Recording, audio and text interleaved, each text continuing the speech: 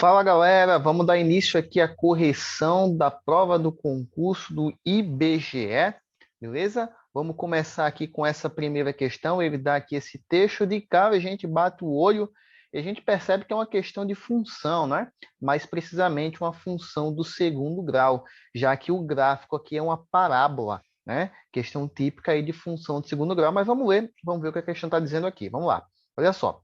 Considere que os gráficos CA e CB apresentados representam, respectivamente, as quantidades mensais de clientes de dois mercados concorrentes A e B, desde um instante da sua inauguração simultânea, em T0, até os instantes em que esses mercados encerraram suas atividades, respectivamente, nos instantes TA e TB, em que T é dado em meses. Vamos parar aqui, vamos pensar. A questão está falando do seguinte, olha só, fala de dois mercados concorrentes, tá certo? E esses gráficos representam o número de clientes desde o momento da inauguração simultânea, que é quando T é igual a zero, tá? Eles inauguraram ao mesmo tempo, beleza? Aí se a gente pegar aqui, olha só, o mercado A iniciou aqui, a quantidade de clientes veio aumentando, com o passar dos meses, aumentando. Chegou um momento aqui que ele começou a diminuir cada vez mais, até chegar nesse instante TA aqui, certo? Nesse instante TA foi quando o mercado A encerrou suas atividades, ok?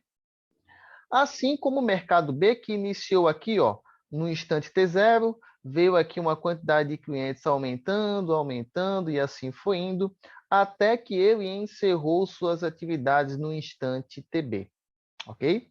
Então, é isso que a questão nos fala, tá bom? Esse T aqui é o tempo dado em meses, e esse C é a quantidade de clientes em cada mercado. Muito bem. Ele diz aqui também para a gente considerar essas duas funções, né? O C de A em função de T é dado por essa função aqui, 300T menos 3T ao quadrado. O que isso quer dizer? Que a quantidade de clientes no mercado A varia de acordo com esta função, tá bom? E a quantidade de clientes no mercado B aqui varia de acordo com essa outra função, olha só, 120T menos t ao quadrado. Então, essa introdução da questão, uma questão de função do segundo grau, tá bom? Então, agora que a gente entende basicamente o que ela está dizendo, vamos para a questão de número 15, em que ela fala o seguinte, olha só. De acordo com as informações nesse texto, o período total em que a quantidade de clientes do mercado A foi maior ou igual que a quantidade de clientes do mercado B foi quanto? Olha só, então, qual foi o período de tempo que o mercado A teve mais clientes que o mercado B? Certo? Vamos observar o seguinte, pessoal. É uma questão só da gente analisar, não tem cálculo, não tem nada. Repare, viu? O mercado A. Enquanto essa parte aqui, ó, observa essa parte que eu estou destacando aqui de vermelho bem forte. Note que essa parte aqui tem mais clientes que o do mercado B. Isso é maior, tem mais clientes. Né? Veja que a parábola aqui está acima da quantidade de clientes do mercado B. Né? Então, toda essa parte aqui que eu estou destacando está acima. Tudo bem? Muito bem. Agora veja o seguinte, a partir daquele instante, que eu vou colocar aqui de roxo, a partir desse momento, olha só, a partir desse momento, você vai perceber que as quantidades de clientes se igualaram aí nos dois mercados, né? Veja que a partir daqui, nesse ponto, é onde as duas parábolas se interceptam. Então, neste momento, a quantidade de clientes dos dois mercados se igualou, certo? E aí, o que acontece? Daí em diante, você vai perceber que a quantidade de clientes no mercado A é inferior à quantidade de clientes no mercado B. Né? Já ficou ali mais para baixo, não é isso? Do mercado B, ó, vou estar colocando aqui de azul, né? Esteve sempre abaixo do mercado A, sempre abaixo, sempre abaixo. Quando chegou nesse ponto aqui de roxo, se igualou, né? E dele em diante, aí o mercado B passou a ter mais clientes até ele encerrar suas atividades. Ok? Pronto. Então, o intervalo de tempo em que o mercado A teve uma quantidade de clientes maior ou igual à quantidade de clientes do mercado B, é do instante da inauguração até este momento aqui. Olha só, até T3.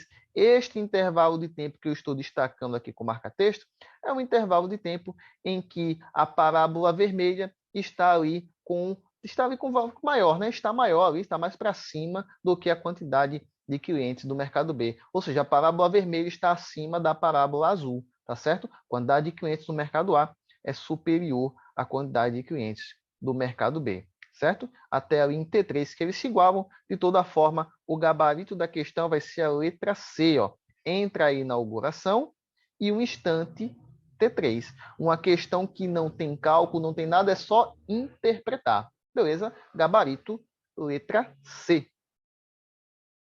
Bom, nessa questão aqui, ainda referente ao mesmo texto, ele diz o seguinte: das informações do texto, conclui-se que no 20º mês, após a inauguração simultânea dos mercados A e B, para igualar a quantidade de clientes do mercado a quantidade de clientes do mercado B teria que ser aumentada em quanto, né? Em quantos por cento?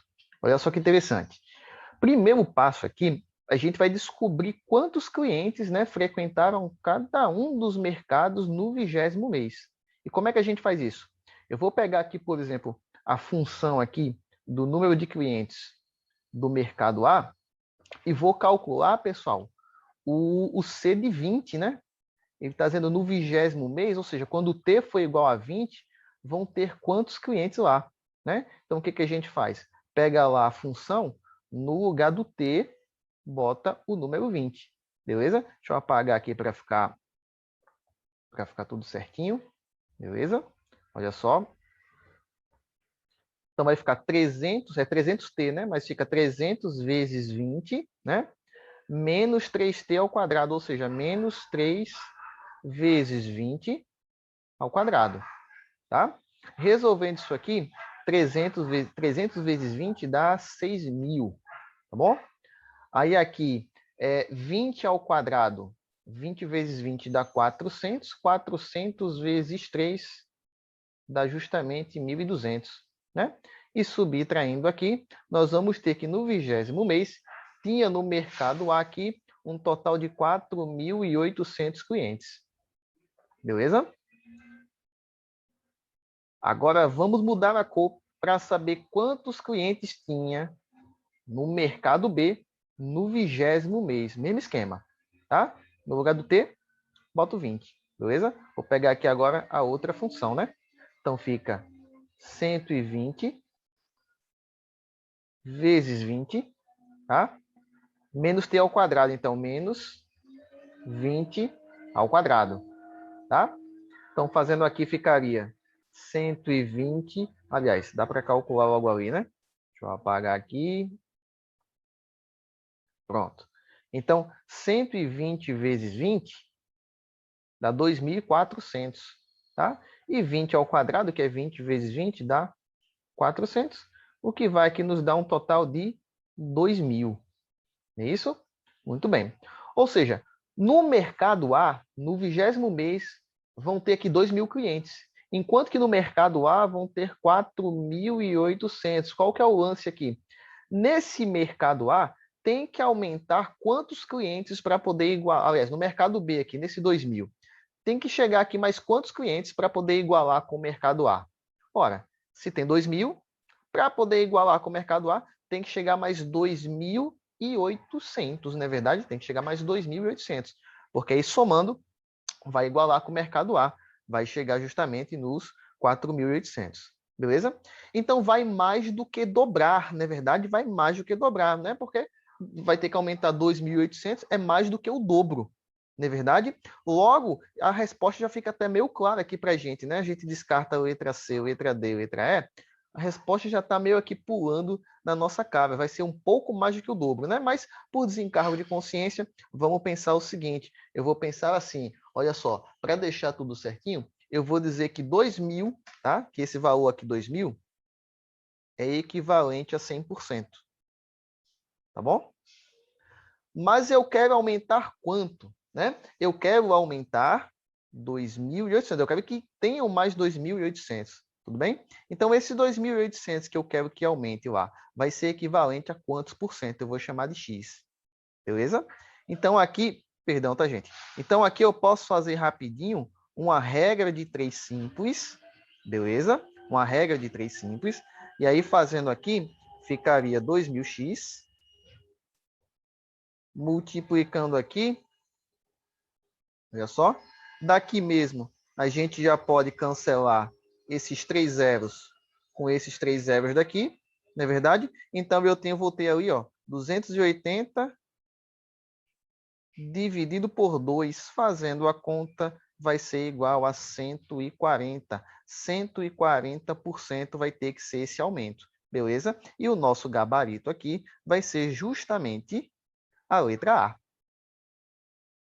Nessa questão 17, ainda sobre o mesmo texto, ele diz o seguinte: considerando as informações do texto, é correto afirmar que, após o encerramento das atividades comerciais do mercado A, o mercado B ainda permaneceu em atividade comercial por quanto tempo? Vamos prestar atenção aqui o seguinte, ó. Perceba que o mercado A encerrou suas atividades aqui nesse momento, né? No TA, certo? E aí que o mercado B encerrou as suas atividades um pouco depois, né? Encerrou aqui em TB, né? A questão quer saber esse intervalo de tempo aqui do TA até o TB, né? Demorou aqui quanto tempo? Basicamente é isso, tá bom? E aí o que vai acontecer, gente? É o seguinte, quando a gente estuda a função do segundo grau, a gente aprende o seguinte, que os pontos em que a parábola intercepta o eixo x, esses pontos são chamados de zero ou raízes da função. Eu vou dar um exemplo. Olha só, vamos pegar aqui essa parábola, né? Essa parábola aqui, que é a da quantidade de clientes do mercado A. Beleza? Perceba que ela toca o eixo x, que nesse caso aqui é o eixo horizontal, né? No caso aqui está representado pela letra T, mas é o eixo x, tá? O eixo horizontal toca nesses momentos aqui, ó. Nesse momento, eu estou destacando aqui de vermelho, e nesse outro momento aqui no TA, certo? São os pontos em que a parábola toca o eixo x. São chamados de zero ou raízes da função, tá? E esses momentos acontecem quando o y, tá certo? Nesse caso aqui, está representado aqui com o C, né? Mas é o eixo y, o eixo vertical. Isso acontece quando o y é igual a zero, tá certo? Isso acontece quando o y é igual a zero, tudo bem? Então, perceba também o seguinte, olha só, se a gente for pegar aqui a parábola de azul, que eu vou destacar aqui de azul, ela também vai tocar o eixo x em 2 momentos, né? Lá no zero, lá no comecinho, e também aqui no TB, tá bom?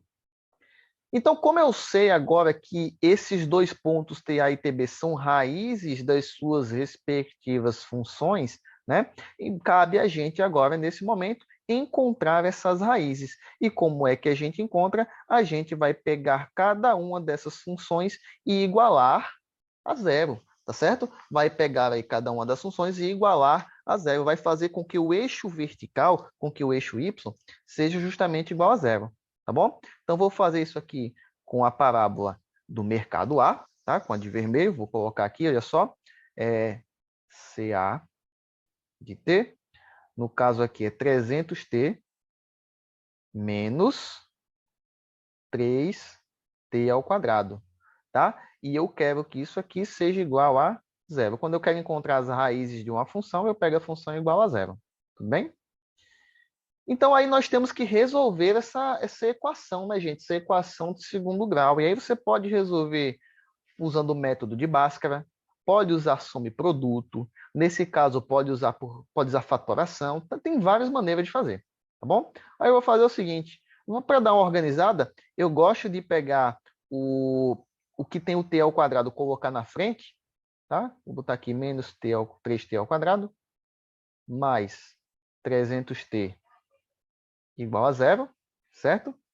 Outra coisa bacana que a gente pode fazer aqui, eu posso dividir cada um dos coeficientes aqui dessa função por 3. Tá? Por que eu vou dividir por 3? Porque ela vai ficar mais simples, olha só. Menos 3 dividido por 3 dá menos 1. Menos 1t². Tá? 300 dividido por 3 dá 100. Fica sem T. Beleza? Então, aqui, gente, a gente resolve, tá? Eu vou fazer aqui pelo método de Bhaskara, ok? Mas pode usar soma e produto, não tem problema nenhum. B² menos 4 vezes A vezes C, né? Tinha que lembrar disso aqui. O B vai ser o 100 ao quadrado, menos 4 vezes o A, que no caso é o menos 1, vezes o C, que não tem, como não tem, é 0, né? E aí, fazendo 100 ao quadrado, vai dar 10.000, beleza? E aquela outra parte lá, como a gente vai multiplicar ali por 0 depois, isso aqui vai tudo dar 0, né? Então, a gente descarta. Tá? Achei ali o meu delta. Muito bem. Então, aqui é o seguinte, vem a outra parte, né? Que seria do x, mas como aqui está o t, vai ficar t igual a menos b, mais ou menos, raiz quadrada de delta, dividido por 2a. Né? Então, fazendo aqui, seria o b é 100, fica menos 100, mais ou menos, raiz quadrada de 10.000, dividido por 2 vezes o a, que é o menos 1. Beleza? Então, fazendo aqui, ficaria menos 100, mais ou menos, raiz de 10.000 aqui dá 100, dividido por menos 2. Tá? E aí vem aquela parte, né, que a gente calcula o T1 e o T2, não é verdade? Lembrando que o T1, a gente vai fazer essa conta aqui com o sinal de mais, e o T2 a gente vai fazer essa conta aqui com o sinal de menos. Agora perceba uma coisa, se eu fosse fazer aqui T1 com o sinal de mais, seria o quê? Seria menos 100 mais 100 dividido por menos 2. Só que detalhe, menos 100 mais 100 dá 0. E 0 dividido por menos 2 dá 0, né, gente? Então, aqui, T1 vai dar 0. Certo? Que é justamente esse ponto aqui, ó. Né? Quando t é igual a 0, vai ser uma raiz, né, da minha função. Tá? Mas não é essa que interessa para a gente. A que interessa é a outra, né? Que a gente vai chamar aqui de T2, que seria menos 100 sobre menos 2. E aí o que acontece? Menos 100 dá menos 200. Né? E menos 200 dividido por menos 2 dá justamente 100. Ou seja, o mercado A ele fechou justamente no centésimo mês. Beleza? Esse momento aqui, esse TA, ele é igual a 100. Tudo bem? Deixa eu até colocar, vou puxar uma setinha para cá. Centésimo mês. Foi um mês e funcionou por 100 meses. Beleza? E aí, qual que é o lance agora, pessoal? A gente vai fazer a mesma coisa com o mercado B, né? A gente vai calcular as raízes aqui do mercado B, da função que representa a quantidade de clientes do mercado B, certo? Essa aqui eu vou fazer um pouco mais rápido, tá? Não vou detalhar tanto como a outra. O processo é basicamente o mesmo, certo? Eu gosto de colocar o t ao quadrado na frente.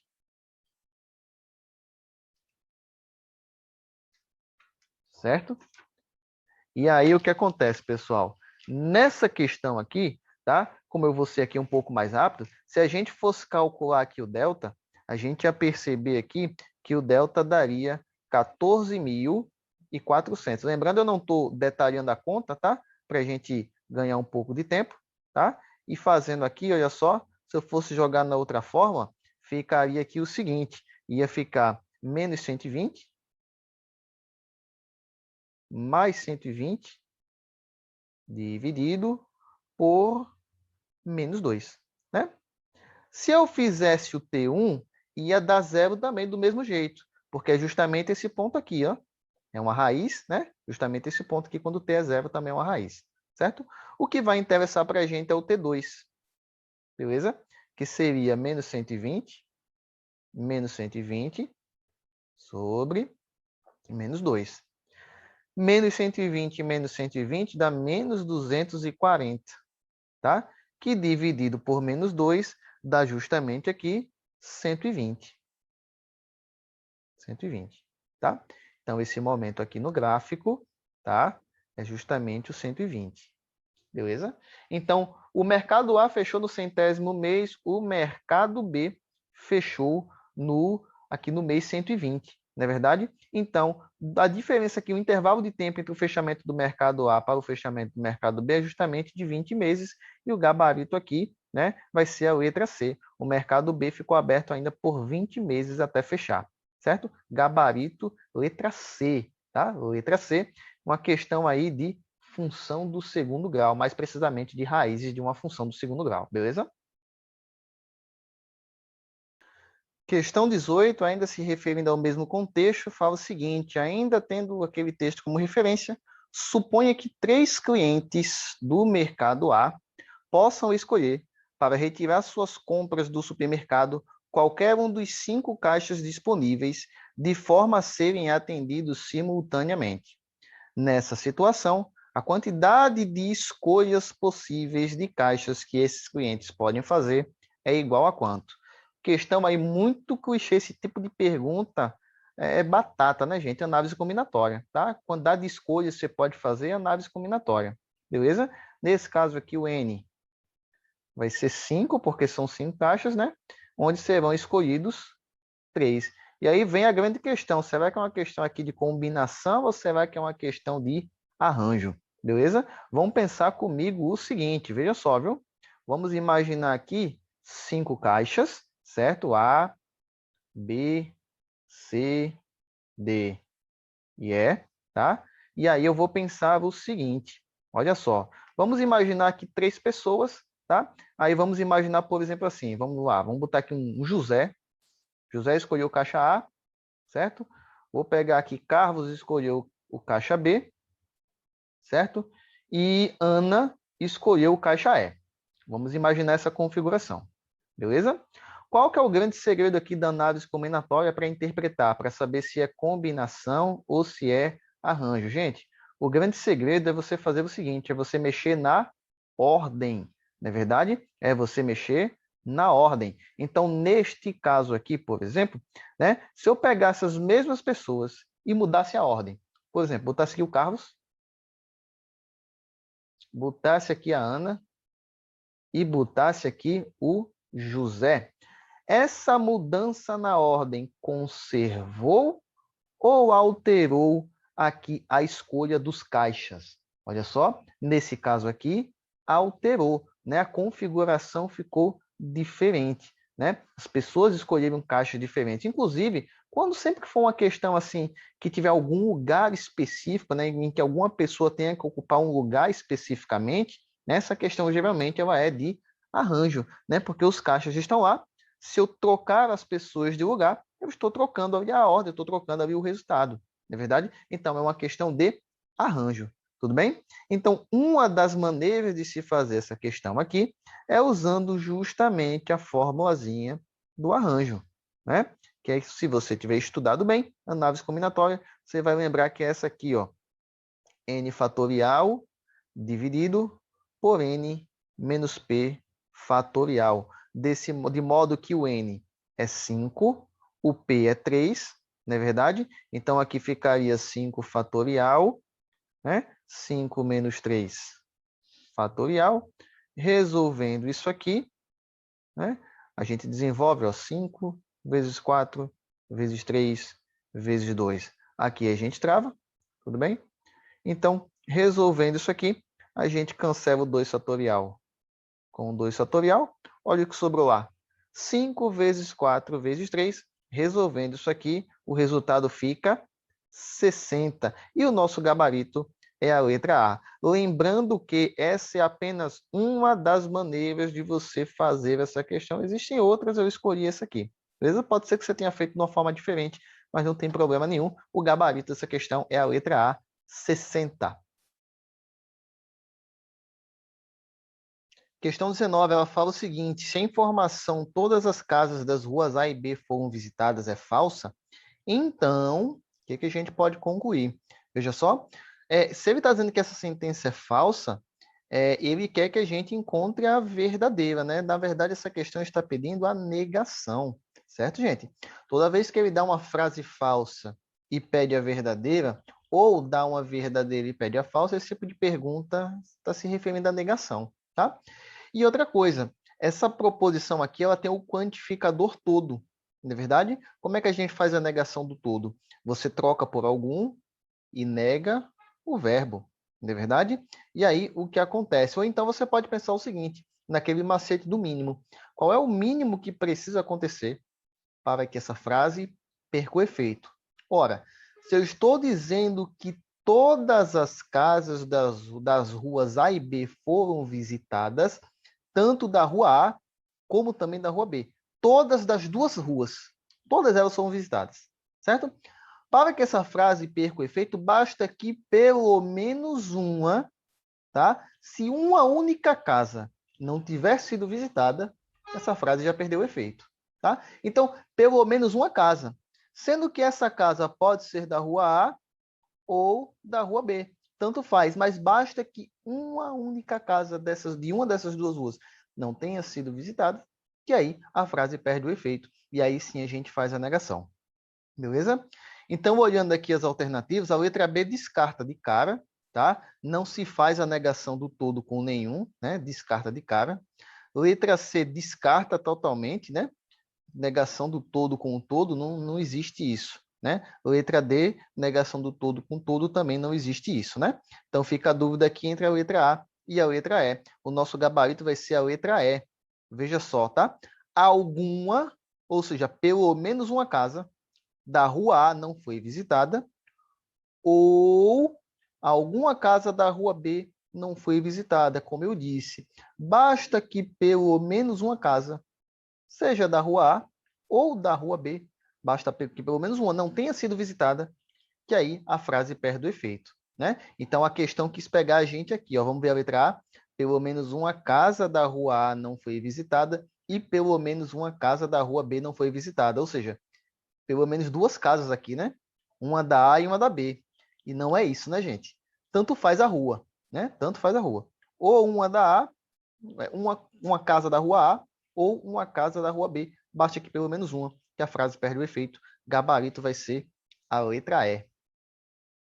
Questão de número 30, os irmãos Pedro, Mateus e José foram entrevistados por um agente do IBGE que obteve deles as seguintes informações. Está aqui o Pedro, Mateus e o José.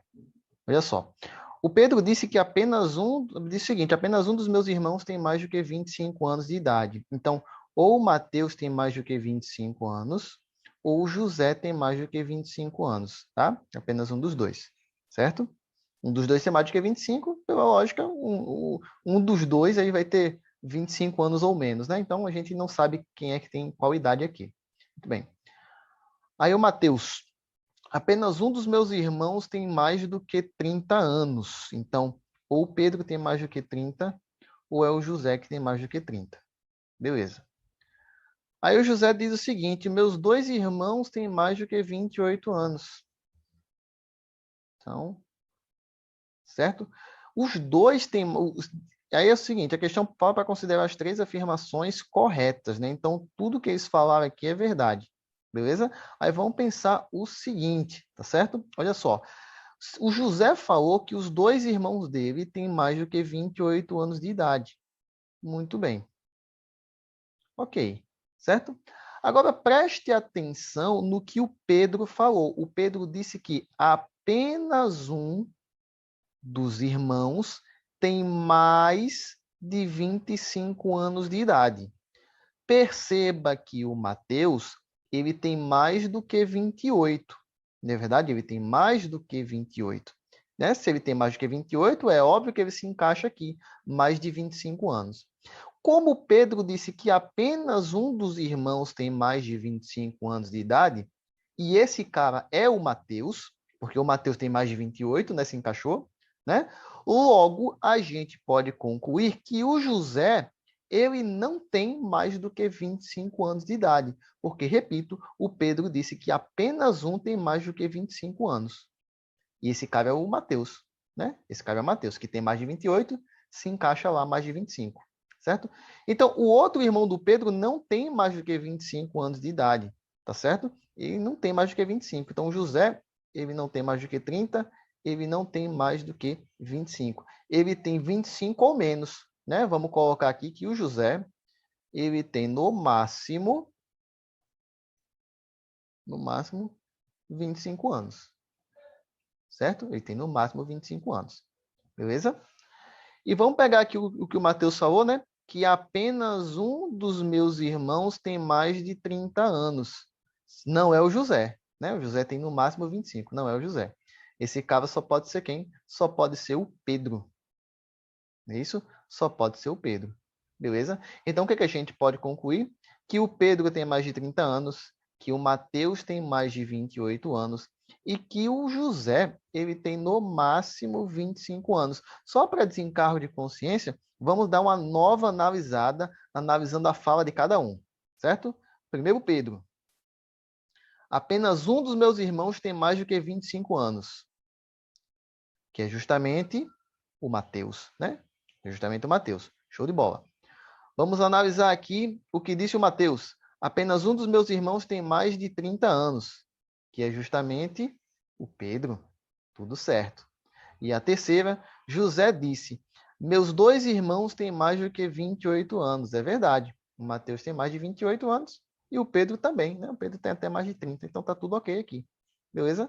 E aí, se a gente procurar aqui a alternativa correta, vamos dar uma procurada aqui, a gente vai perceber que vai bater com a letra A, né? Pedro tem mais de 30 anos, certo? Mateus tem mais de 28 anos, certo? E José tem no máximo 25 anos de idade, gabarito letra A.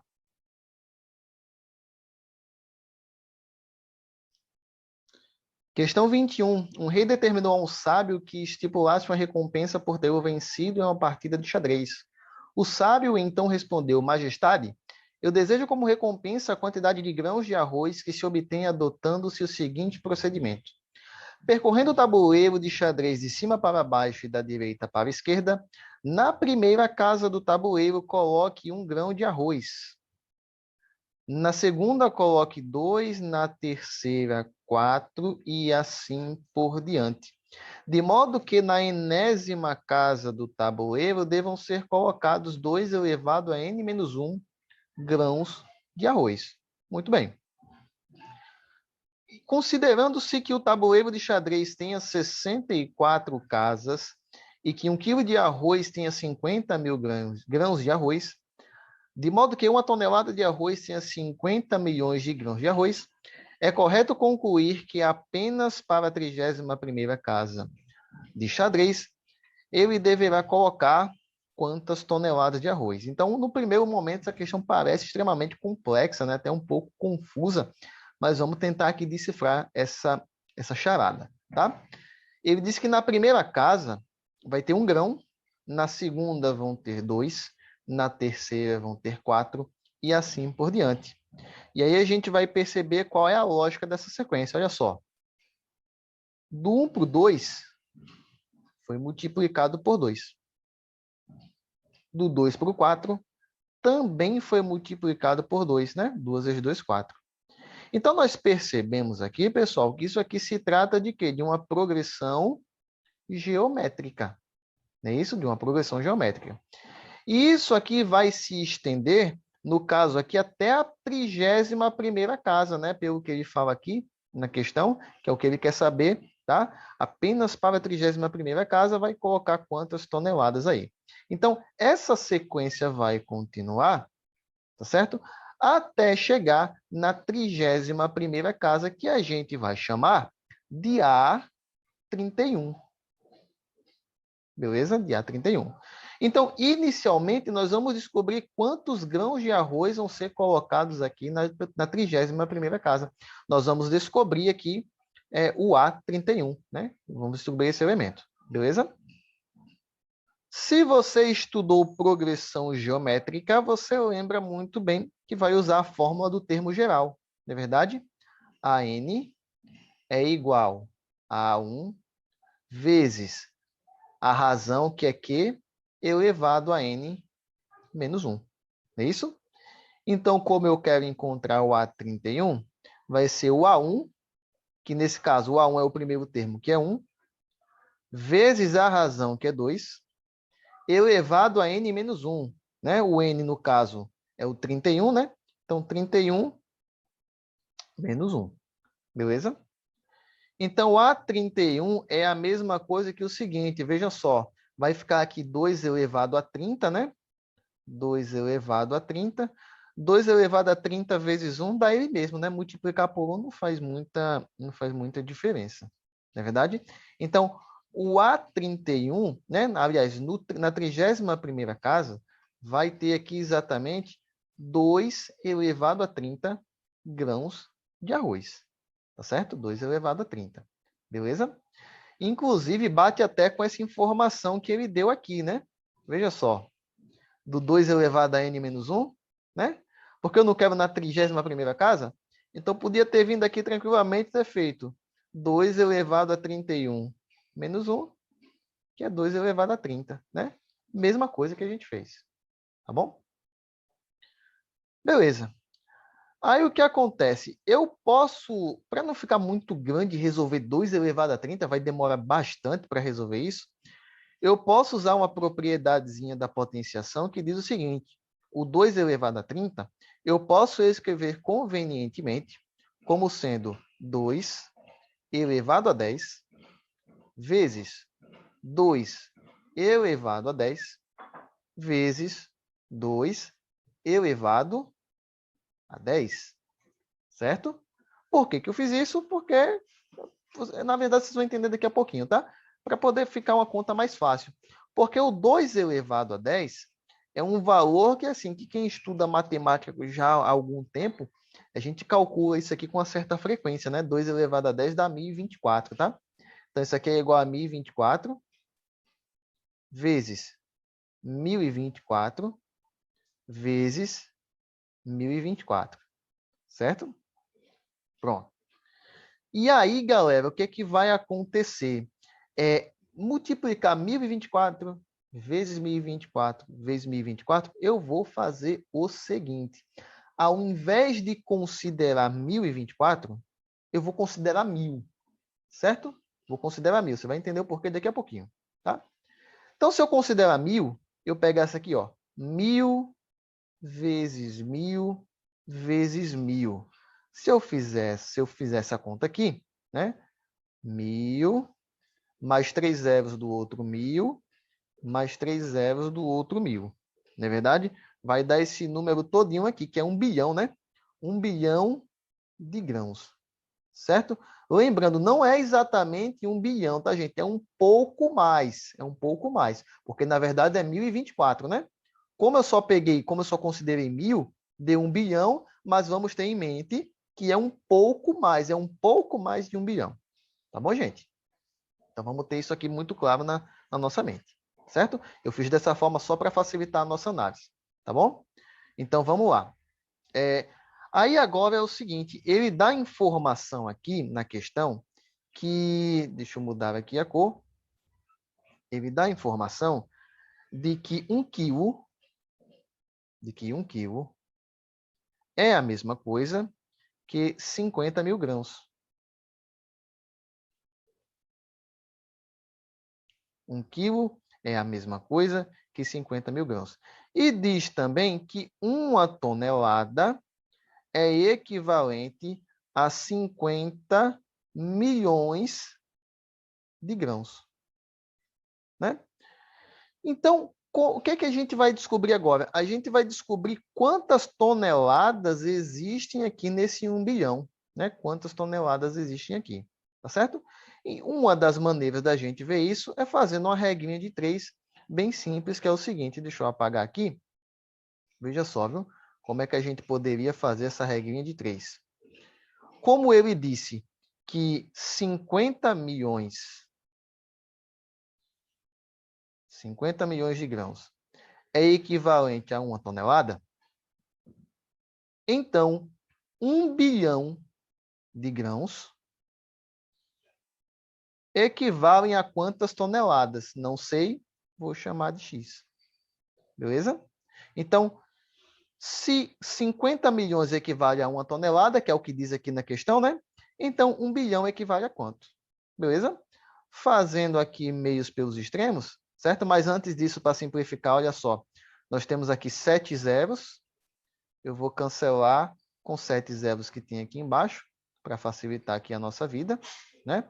Então, ficou aqui, ó, 5 vezes x, 5x.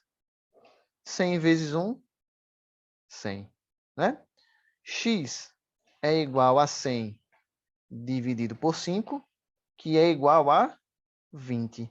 Não é isso? Só que, pessoal, não são exatamente 20 toneladas. É um pouco mais. Por que um pouco mais? Porque lembremos, nessa parte aqui, ao invés de considerar 1024, eu considerei 1000, só para facilitar um pouquinho a nossa conta.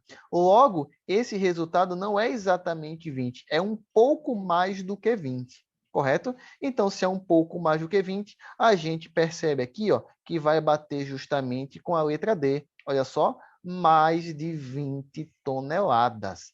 Beleza, gabarito, letra D. Uma questão realmente não foi uma questão simples, tá? Mas está aí devidamente respondida, gabarito, letra D.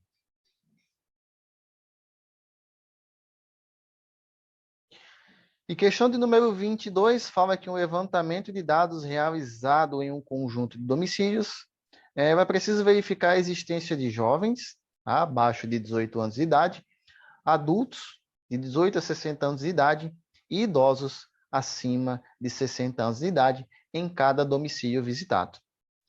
E aí sabe-se que em 10 dos domicílios visitados residem jovens, adultos e idosos, né? Então, foram 10, tá? Em 12 dos domicílios visitados residem jovens e adultos, mas não residem idosos, ou seja, olha só, apenas jovens e adultos, certo? Foram 12. No meio desses 12 não tem idoso, tá? Foi isso que está dizendo lá no segundo ponto. Próximo. Em 9 dos domicílios visitados residem apenas adultos e idosos, mas não residem jovens. Ou seja, vai ser aqui no caso, ó, apenas adultos e idosos. Tudo bem? Vão ser 9 aqui, tá bom? Nesses 9, tá? Não tem jovens, beleza? Em nenhum dos domicílios visitados residem apenas jovens e idosos. Vamos colocar aqui apenas jovens e idosos. Não tem domicílio aqui com essa característica, tá bom? Assim como em nenhum dos domicílios visitados residem apenas idosos ou apenas jovens. Apenas idosos não tem, certo? E apenas jovens também não tem, certo? Nenhum idoso mora sozinho e nenhum jovem, né, abaixo de 18 anos também mora só, de acordo com essa questão. Beleza? Pronto. Vamos agora fazer os diagramas para colocar aqui os números nos lugares corretos e poder fazer o que a questão pede. Certo? Aqui jovens, adultos e idosos. Beleza? Vamos ler aqui o finalzinho da questão. Considerando-se essa situação hipotética e sabendo-se que, em qualquer dos domicílios visitados, reside pelo menos uma pessoa e que, no total, foram visitados 42 domicílios. É correto afirmar que... Então, vamos pegar aqui essa informação, né?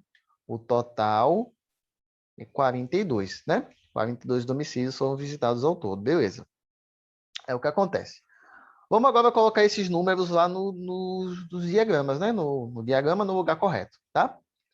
Se você estudou conjunto, se você estudou direitinho, você sabe muito bem que começa pela intersecção, né? Aqui pelo meio, que no caso vai ser 10. Né? 10 domicílios residem jovens, adultos e idosos. Beleza. Aí vem aqui. Apenas jovens e adultos. Vão ser 12. certo? Notem que eu não vou precisar subtrair do 10, né? Não vou precisar fazer 12 menos 10. Quem estudou conjunto está ligado que em muitas questões a gente faz isso. Mas nessa eu não vou fazer, porque a questão é muito clara quando ela diz apenas jovens e adultos. Não tem idoso nesse balaio, não tem idoso nesse meio. Tá? Por isso que eu não subtraio do 10, certo? É o 12 mesmo. Pelo mesmo motivo que adultos e idosos aqui vão ser 9, né? Até porque nem fazia muito sentido subtrair pelo 10, né? Que ia dar negativo, né? Não tem sentido. É o 9 mesmo, tá? Adultos e idosos, certo? Não tem jovem nesse meio aqui, no meio desses 9. Beleza. Aí ele diz o seguinte, olha só. Apenas jovens e adultos. Não tem, né? Então, esse valor aqui não tem. Eu estou pintando de vermelho, não tem domicílio com essa característica. Apenas idosos ou apenas jovens. O que ele quer dizer com isso? Que essa parte aqui, ó, do apenas idosos, também não tem domicílios. Ou apenas jovens também não tem domicílios aqui com essa característica. Né? O ou, ele tem esse sentido, né? As duas partes aqui, tá? Está se referindo aos dois. Apenas jovens ou apenas idosos. Não tem domicílio aqui com essa característica. Tá bom? Então, o que acontece, pessoal? Nós temos aqui, ó, 12, 10, 9. 12 com 10 dá 22, 22 com 9 dá 31. 31 domicílios. Não é verdade? 31 domicílios. Mas o total não é 42, não é isso? Se ali já temos 31, falta quanto para chegar em 42? Falta 11. Esse 11 é justamente o valor que fica aqui. É o que falta para completar o 42. Não é verdade? Esse 11 é o número de domicílios que residem aqui, no caso, apenas adultos. Certo? Apenas adultos. O que faz com que o nosso gabarito seja justamente a letra D. Olha aqui o que ele diz. Em 11 dos domicílios visitados, residem apenas adultos. Gabarito dessa questão, letra D.